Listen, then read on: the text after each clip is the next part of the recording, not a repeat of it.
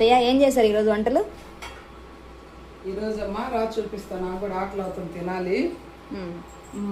బబ్బులోకి బాగా జలుబుగా ఉంది, అందుకని మిరియాల కోడి వేపుడు. ఓన్లీ మిరియాలే, కారం వేయాలి దీంట్లో. కోడి వేపుడు మిరియాల వాడి కోసం చేశాను. తర్వాత పాపకి బుజ్జి బాబుకి వీళ్ళకి కైమాని ఊరికే జస్ట్ ఉప్పు పసుపు మిరియాల పొడి వేసి అట్లా వేయించి పెట్టాను. ఆవకాయ ఇంకా ఎప్పుడు ఉంటుంది ఇంట్లో, డైలీ ఉంటుంది. పప్పుల్స్, మన నెల్లూరు పప్పుల్స్ ఇది. ఈ పప్పుల్స్లోకి కోడి వేపుడు సూపర్గా ఉంటుంది. ఉప్పు చేప అయితే ఇంకా బాగుంటుంది, కానీ ఉప్పు చేప ఈరోజు లేదు ఇంట్లో. బున్ని వైట్ రైస్ తింది కాబట్టి ఆమెకి కొర్ర బియ్యం అన్నము, మనకి వైట్ రైస్ పెట్టుకొని ఇప్పుడు తినాలి. బాగా ఆకలి అయిపోతుంది. ఆ కోడి వేపుడు చూడంగానే ఎక్కడ లేని ఆకలి వచ్చేసింది నాకు.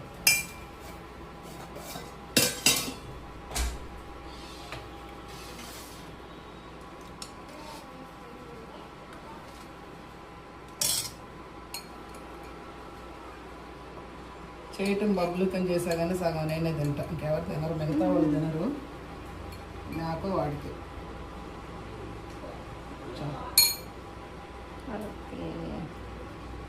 ఈ కోడి వేపుడుతోటే సగం అన్నం తినేయచ్చు, అసలు పప్పుల్స్ కూడా అవసరం లేదు.